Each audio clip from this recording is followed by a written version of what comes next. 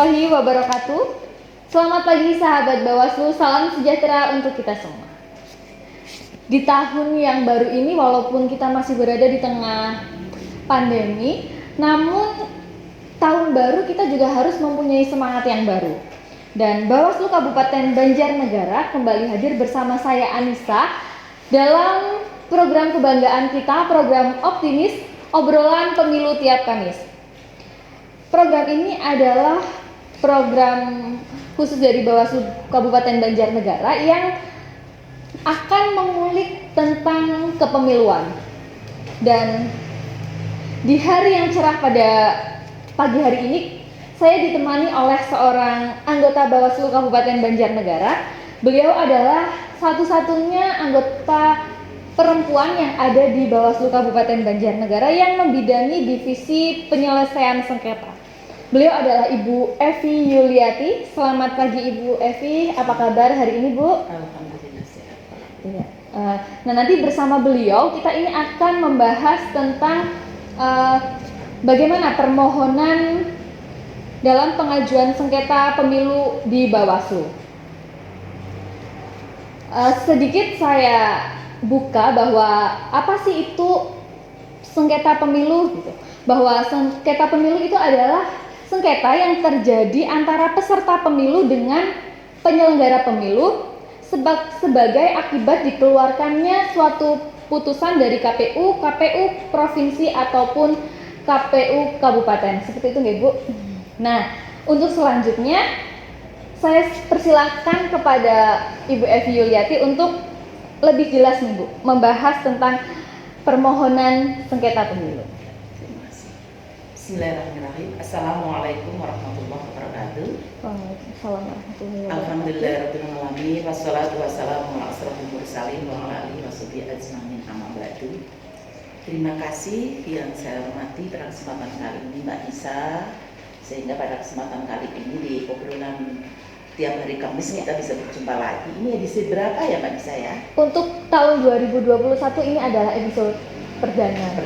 Kalau kelanjutan yang kemarin itu episode yang ke-14 ya, kalau tidak salah seperti itu. Baik para pemirsa yang saya hormati, pada kesempatan kali ini kami sedikit banyak untuk khusus ya di divisi sengketa ini akan menjelaskan untuk memberitakan program sosialisasi yang saya sampaikan di sini adalah khusus tentang permohonan.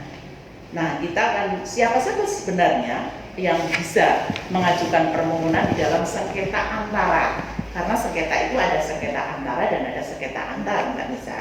Maka pada kesempatan kali ini siapa yang bisa mengajukan permohonan dalam sengketa antara? Yang pertama adalah partai politik calon peserta pemilu yang telah mendaftarkan diri sebagai peserta pemilu di KPU. Ya. Jadi ini calon peserta pemilu ya. Nah, kemudian yang kedua itu partai politik peserta pemilu. Ya. Sedangkan yang ketiga bakal calon anggota DPR dan DPRD yang telah mendaftarkan diri kepada KPU. Kemudian yang keempat, calon anggota DPR dan DPRD yang tercantum dalam daftar calon tetap.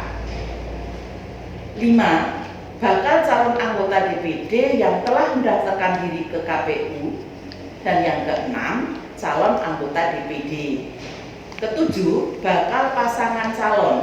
Yang dimaksud di sini adalah bakal calon itu karena antara itu di sini bisa presiden dan wakil presiden, kemudian pasangan gubernur, wakil gubernur, pasangan bupati dan wakil bupati. Dan yang kedelapan, pasangan calon. Kalau yang ketujuh itu bakal pasangan, kemudian yang kedelapan itu pasangan calon. Nah, pasangan calon itu sama seperti itu, pasangan calon siapa saja, yaitu presiden dan wakil presiden, kemudian gubernur dan wakil gubernur, kemudian ada bupati dan wakil bupati. Jadi pasangan calon. Kemudian berikutnya pemohon itu bisa mengajukan permohonan dalam sengketa antar. Kalau tadi itu antara, itu jelas itu ada 8 poin ya. Sekarang yang antar, sengketa antar.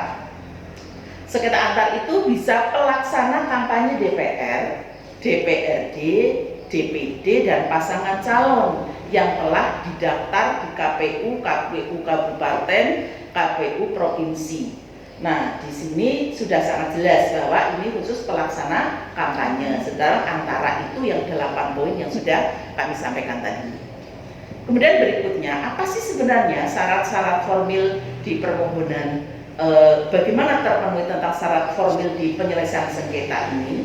Yang pertama adalah permohonan penyelesaian sengketa. Ini syarat formil ini. Yang itu nanti itu ada di formulir model PSPP 01. Jadi nanti kalau misalnya tidak memahami itu akan dikasih tahu atau datang ke Bawaslu, itu akan dikasih tentang PSPP 01. Yang kedua itu ada objek yang disengketakan. Biasanya objek yang disengketakan itu berita acara atau surat keputusan. Jadi yang disengketakan, jadi bukan objek sengketa yang dikecualikan. Ini ada di pasal 4A ya, di Perbawaslu itu ada. Kemudian identitas pemohon dan kuasa hukum apabila memakai jasa kuasa hukum, misalnya KTP itu harus ada. Kemudian surat kuasa khusus, ini pun ada kartu tanda advokat yang masih ya berlaku berita acara sumpah advokat atau surat keterangan sumpah dari pengadilan, kemudian juga KTP atau surat keterangan lainnya yang bisa berlaku. Kemudian yang kelima ya, ini ya, itu bukti dan daftar bukti. Ya, jadi alat bukti yang dibubuhi materai cukup dan leges oleh kantor pos setempat, jumlah rangkapnya yang memenuhi syarat, dan daftar alat bukti yang dibubuhi materai cukup, jumlah rangkap yang memenuhi syarat. Nah, kemudian kita pahami sekali, hampir rata-rata yang kami sampaikan di sini itu tentang Perbawaslu nomor 5 tahun 2019, yaitu tentang tata cara penyelesaian sengketa. Kita lanjut lagi pada kesempatan kali ini, bagaimana, apa saja sebenarnya jenis atau jumlah atau berkas yang harus dibawa oleh pemohon. Yaitu diantaranya pertama, permohonan tertulis itu pemohon itu nanti harus membawa formulir model PSPP yang sudah kami jelaskan tadi. Yang model PSPP 01 ini yang isinya diantaranya tentang identitas pemohon dan identitas termohon. Identitas pemohon dan termohon itu sama, di situ ada nama, ada alamat, kemudian ada telepon, dan keempat itu ada kedudukan, itu sama-sama. Jadi identitas pemohon dan identitas termohon. Di dalam itu ada beberapa rangkap. Yang pertama ini ya, jadi di permohonan model PSPP itu berapa rangkap? A. 1 rangkap asli yang ditandatangani dan bermaterai leges kantor pos. Kemudian 3 rangkap fotokopi dari rangkap yang asli tadi ya. Jadi fotokopinya itu dari yang asli yang sudah dileges ya. Jadi kemudian berikutnya disampaikan dalam bentuk dokumen cetak dan digital dengan format Word yang disimpan secara elektronik dalam media penyimpanan data. Jadi itu nanti semuanya pada saat pendaftaran mendaftar pemohon itu seperti itu tentang daripada PS 01 itu diantaranya itu. Kemudian yang kedua, berkas berikutnya itu KTP atau elektronik atau surat keterangan kependudukan lain sesuai perundang-undangan.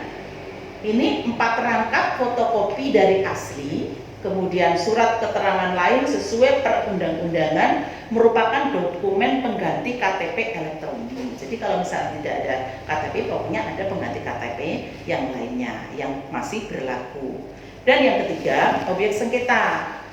Ini juga 4 rangkap fotokopi dari asli. Jika dicantumkan sebagai alat bukti, objek sengketa dibubuhi materai cukup dan dileges di kantor pos juga. Kemudian yang keempat, ada alat bukti. 1 rangkap dibubuhi materai cukup dan dileges di kantor pos, dan 3 rangkap fotokopi yang sudah dari rangkap yang asli tersebut. Kemudian yang kelima, daftar alat bukti. 1 rangkap asli yang ditandatangani dan materai cukup, 3 rangkap fotokopi dari yang sudah ditandatangani materai tersebut, kemudian disampaikan dalam bentuk dokumen cetak dan digital dengan format Word yang disimpan secara elektronik dan media penyimpanan data. Kita lanjutkan kembali. Pada kesempatan kali ini pemirsa perlu dipahami sekali bahwa permohonan penyelesaian sengketa itu ada dua, ya, kita pahami itu ada langsung dan tidak langsung. Nah, bagaimana penyelesaian sengketa proses pemohon itu untuk yang langsung? Maka langsung diajukan dengan cara di sini ke sekretariat, ya, Jenderal Bawaslu. Ini kalau di tingkat RI atau di tingkat pusat. Tapi kalau ke sekretariat Bawaslu provinsi itu apabila di tingkat provinsi. Kemudian di tingkat kabupaten itu langsung ke sekretariat Bawaslu kabupaten kota. Jadi data langsung. Membawa apa? Maka kita akan membawa berkas-berkas yang sudah sampaikan tadi, termasuk syarat formil itu yaitu permohonan penyelesaian sengketa. Nanti itu termasuk PS, formulir PS 01. Kemudian objek yang disengketakan. Kemudian identitas pemohon dan kuasa hukum apabila memakai jasa kuasa hukum. Kemudian surat kuasa khusus dan yang terakhir itu bukti dan daftar bukti. Pemirsa yang saya hormati, pada kesempatan ini juga kita juga tadi sudah sematakan itu yang langsung, sekarang yang tidak langsung. Yang tidak langsung itu bisa dilakukan di sini melalui laman penyelesaian sengketa di laman resmi Bawaslu dan Bawaslu provinsi. Nah, ini bisa di alamat di sini devprop.sips.bawaslu.go.id atau kalau kita baca itu di sini dev-sips.bawaslu.go.id. Ini pemirsa agar lebih jelas lagi, nanti kita akan tekankan lagi. Jadi nanti pemohon itu mengisi formulir pendaftaran pada platform SIPS pada laman resmi Bawaslu dan Bawaslu provinsi. SIPS Sistem Informasi Pemilu. Ya. Pemohon memperoleh username dan password. Kemudian username dan password digunakan untuk mengajukan permohonan.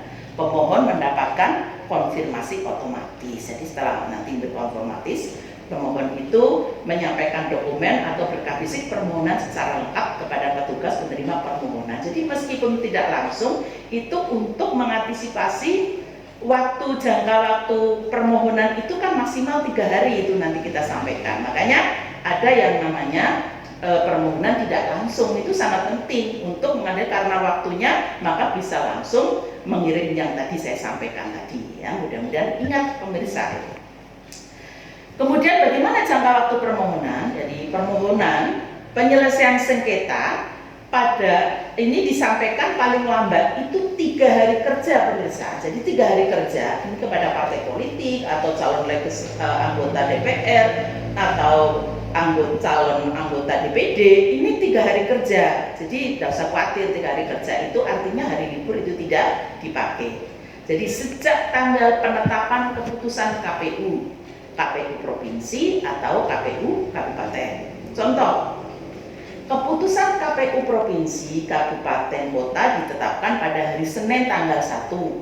Maka penghitungan 3 hari kerja sejak ditetapkannya objek sengketa dimulai pada hari Selasa yaitu tanggal 2 dan berakhir pada hari Kamis yaitu tanggal 4 karena itu hari kerja.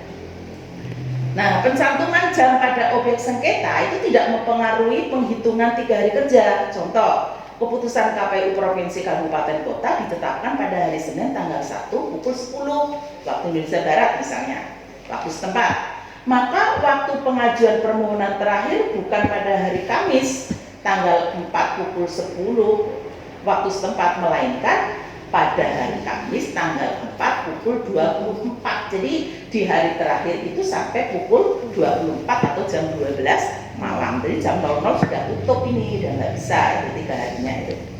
Kemudian saya sampaikan tadi bahwa hari libur itu tidak dihitung dalam waktu penghitungan penerimaan permohonan. Contohnya, keputusan KPU Provinsi Kabupaten Kota ditetapkan pada hari Jumat tanggal 1. Maka penghitungan 3 hari kerja sejak ditetapkan objek sengketa dimulai pada hari Senin, yaitu tanggal 4 dan berakhir pada hari Rabu tanggal 6. Jadi hitungannya Senin, bukan dimulai dari Sabtu, karena hari kerjanya adalah Sabtu. Libur Sabtu Ahad rata-rata itu libur.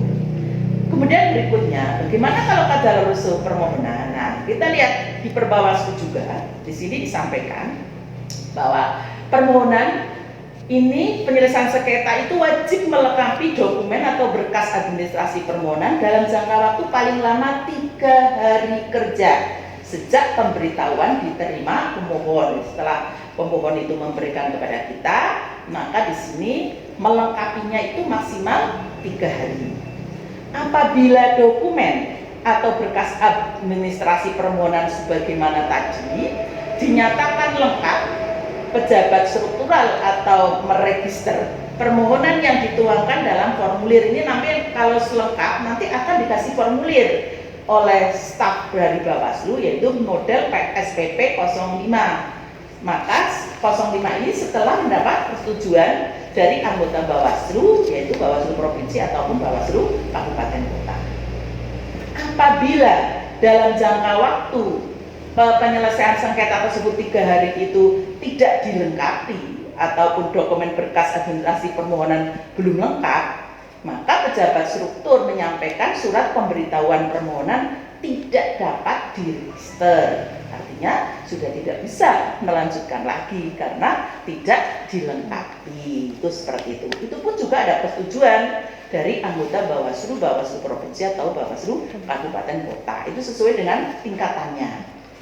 Nah, untuk berikutnya ini para pemohon ini harus tahu persis ini. Ini yang terakhir mungkin ya. Jadi bagaimana sebenarnya mekanisme perbaikan berkasnya ini. Maka permohonan dan cara menghitung waktu perbaikan.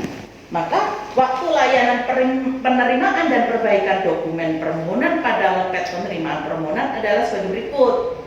Hari pertama dan hari kedua dilaksanakan mulai dari pukul 8 sampai dengan pukul 16 waktu setempat, gitu loh. Jadi hari pertama, kemudian kalau hari kedua juga sama, tetapi hari ketiga dilaksanakan mulai dari pukul 8 sampai dengan pukul 24 waktu setempat. Jadi intinya seperti itu. Kita harus memahami kepada para pemohon, mudah-mudahan sih tidak ada penyelesaian sengketa ya, jadi Bawaslu juga nyaman. Kalau dengan adanya seperti ini, mudah-mudahan sosialisasi itu tidak ada sengketa. Jadi minimal tidak ada sengketa di antara kita ya Mbak Des ya, paling tidak seperti itu. Mungkin itu permohonan agar bisa diselesaikan, mohonlah untuk berkali-kali. Kami juga butuh tentang partisipasi Bapak Ibu terutama yang calon legislatif, calon mau DPD ataupun mereka-mereka yang akan menyalonkan gitu ya, jadi bupati ataupun kita tidak tahu semua gitu. Maka kami kepada pemirsa semua untuk ikut berpartisipasi. Kami masih sangat butuh saran, kritik gitu pun ataupun pertanyaan. Ya, bisa di sini di kolom chat YouTube juga bisa, mudah-mudahan di lain waktu kita bisa menjawabnya. Nanti akan dilanjut oleh Mbak Anissa ini tentang penekanannya. Mungkin dari saya itu saja, mudah-mudahan kita bisa bertemu lagi Mbak Anissa. Apabila saya dalam menyampaikan kurang berkenan, kurang lengkap, mari kita lengkapi lagi atas pertanyaan ataupun saran dari para pemirsa atau teman-teman yang kebetulan pada kesempatan hari ini itu sama-sama menonton, silahkan di-chatting. Itu saja Mbak Nisa. Mudah-mudahan kita bisa bertemu lagi. Ya, Assalamualaikum warahmatullahi wabarakatuh. Waalaikumsalam warahmatullahi wabarakatuh. Dari apa yang tadi telah disampaikan Bu Evi, ada beberapa poin yang bisa saya simpulkan bahwa yang pertama itu siapa sih yang bisa mengajukan permohonan dalam sengketa. Yang pertama itu adalah sengketa antara, yang pertama ada 8 poin yang bisa mengajukan. Yang pertama ada partai politik calon peserta pemilu yang telah mendaftarkan peserta pemilu di KPU. Yang kedua itu ada partai politik peserta pemilu. Kemudian yang ketiga bakal calon anggota DPR dan DPRD yang telah mendaftarkan diri di KPU. Yang keempat calon anggota DPR dan DPRD yang tercantum dalam daftar calon tetap. Yang kelima bakal calon anggota DPD yang telah mendaftarkan diri di KPU. Kemudian calon anggota DPD, bakal calon dan pasangan calon. Kemudian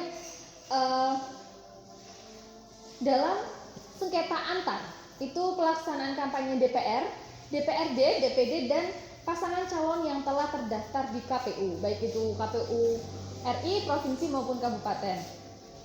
Kemudian terkait dengan cara pengajuan, terdapat dua cara. Yang pertama adalah datang langsung, pengajuan secara langsung, yaitu datang langsung ke kantor Bawaslu, baik itu Bawaslu RI, Bawaslu provinsi ataupun Bawaslu kabupaten.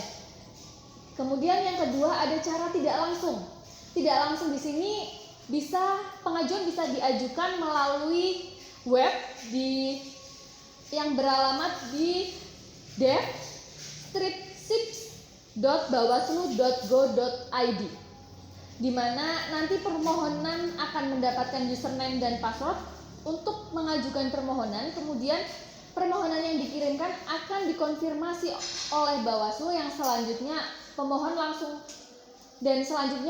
bisa langsung datang untuk menyerahkan berkas fisik kepada petugas yang ada di Bawaslu. Kemudian terkait dengan waktu, batas pengajuan permohonan sengketa itu dihitung dari 3 hari kerja sejak putusan KPU dikeluarkan.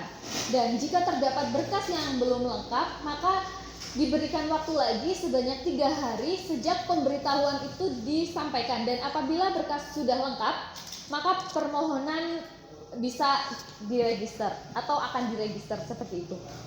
Nah, semoga apa yang tadi sudah disampaikan oleh Bu Evi bisa bermanfaat bagi kita semua dan menjadi ilmu yang baru bagi kita tentang sengketa pemilu. Dan kepada sahabat Bawaslu, kami sangat menunggu partisipasi dari kalian dengan cara memberikan kritik ataupun saran kepada kami melalui kolom komentar yang ada di bawah, ataupun jika ada yang kurang jelas dari penyampaian narasumber tadi bisa kalian tanyakan di kolom komentar. Dan pertanyaan-pertanyaan yang ada nanti akan dijawab di Optimis episode selanjutnya. Dan jangan lupa juga untuk subscribe dan follow semua sosial media Bawaslu Kabupaten Banjarnegara. Terima kasih sahabat Bawaslu. Cukup sekian untuk Optimis episode kali ini. Kita berjumpa lagi di episode yang akan datang. Terima kasih. Wassalamualaikum warahmatullahi wabarakatuh.